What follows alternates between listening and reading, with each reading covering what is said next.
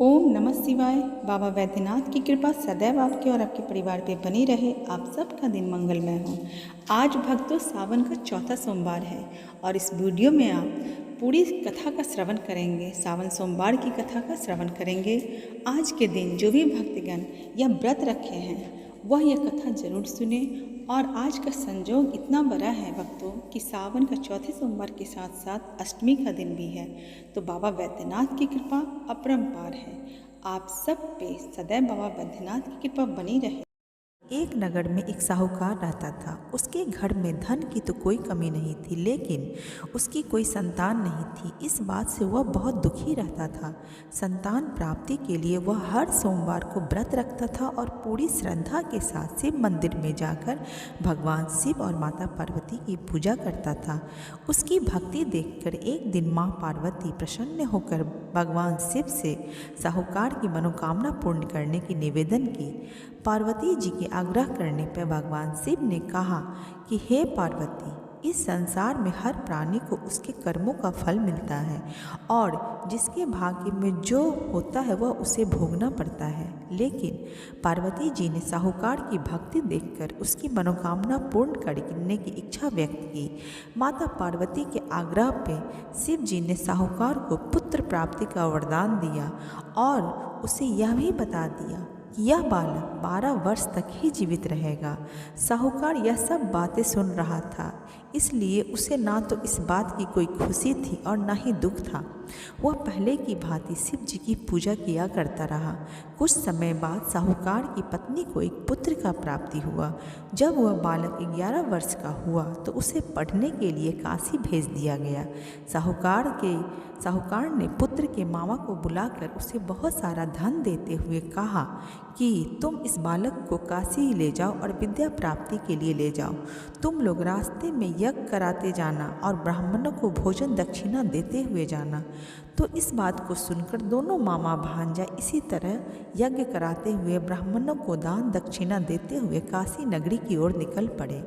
इस दौरान रात में एक नगर पड़ा जहाँ नगर की राजा की कन्या का विवाह था।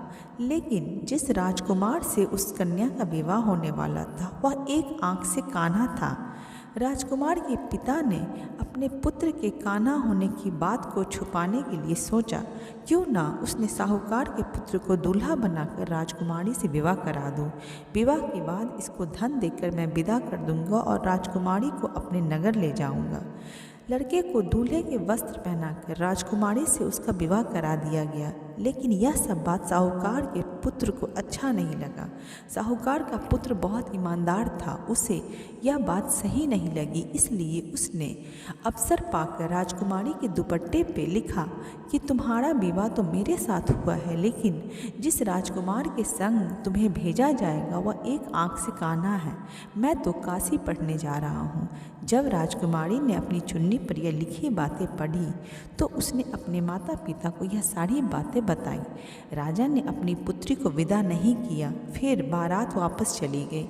दूसरी ओर साहूकार का लड़का और उसका मामा काशी पहुँचे और वहाँ जाकर उन्होंने यज्ञ किया। जिस दिन लड़का 12 साल का हुआ उस दिन भी यज्ञ का आयोजन था। लड़के ने अपने मामा से कहा कि मेरी तबीयत कुछ ठीक नहीं है। तो मामा ने कहा कि तुम अंदर जाके आराम कर लो। शिव जी के वरदान अनुसार कुछ ही देर में उस बालक के प्राण निकल गए। मृत भांजे को देख उसके मामा ने बहुत विलाप करना शुरू कर दिया। लेकिन संजोगवश उसी समय शिव जी और माता पार्वती उधर से गुजर रहे थे। तब माता पार्वती ने भोलेनाथ से कहा, स्वामी, मुझे किसी के रोने की आवाज़ आ रही है और इसका रोना मुझसे सहन नहीं हो रहा है। आप इस व्यक्ति के कष्ट को अवश्य दूर करें। यह सुनने के बाद जब शिव जी वहाँ गए तो शिव जी ने मृतक बालक के समीप गए और बोले कि अरे ये तो वही साहूकार का पुत्र है जिसे मैंने 12 वर्ष की आयु में वरदान दिया था, जो सिर्फ 12 वर्ष तक ही जिंदा रह सकता था। उसके बाद उसकी मृत्यु निश्चित थी। अब माता पार्वती को यह बात अच्छी नहीं लगी।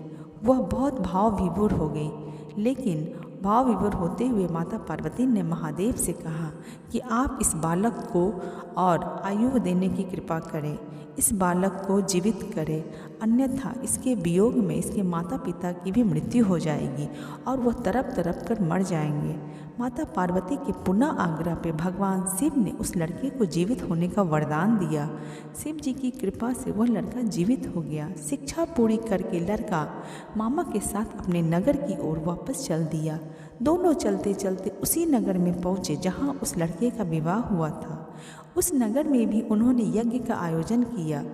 उस समय जब वह नगर में यज्ञ का आयोजन किया और वहाँ पहुँचा तो उस लड़के के ससुर ने उस लड़के को पहचान लिया और महल में बहुत ही सम्मान के साथ महल में ले जाकर उसकी खातिरदारी की और अपनी पुत्री को विदा कर दिया। उसके बाद उधर साहूकार उसकी पत्नी भूखे प्यासे रहकर बेटी की प्रतीक्षा कर रहे थे। उन्होंने प्रण रखा था कि यदि उन्हें अपनी बेटे की मृत्यु का समाचार मिला तो वह भी प्राण त्याग देंगे, परंतु अपने बेटे के जीवित होने का समाचार पाकर वह बेहद प्रसन्न हो गया। और उसी रात भगवान शिव ने साहूकार को स्वप्न में आकर बोला कि हे सृष्टि, मैंने तेरे सोमवार व्रत करने और व्रत कथा सुनने से प्रसन्न होकर तेरे पुत्र को लंबी आयु प्रदान की है। इसी प्रकार तुम उठो और अपने पुत्र से मिलो और देखो तुम्हारा पुत्र तुम्हारे सामने है। इस तरह वह साहूकार बहुत खुश हो गया और अपनी भक्ति भावना भगवान भोले के शरण में हमेशा लगा के रखा। महादेव ऐसी कृपा सब पे करे।